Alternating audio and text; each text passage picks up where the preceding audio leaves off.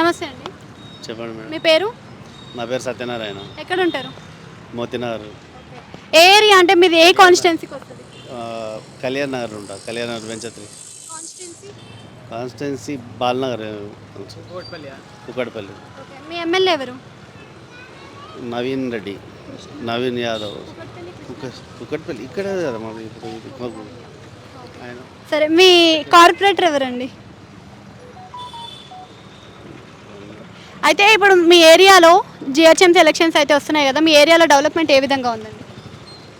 మంచిగానే చేస్తారండి. చెత్త లేకుండా నీట్గా చేస్తారు, బాగానే చేస్తారు. రోడ్లు అన్నీ కూడా క్లియర్ ఉన్నాయా?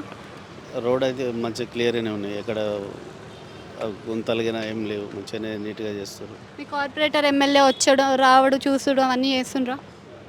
ఇక వాళ్ళు వస్తారు పోతుంటారు కానీ మేము ఉంటాం టైంకు. అంటే నీళ్ళు అవన్నీ కూడా టైం టు టైం వస్తున్నాయా?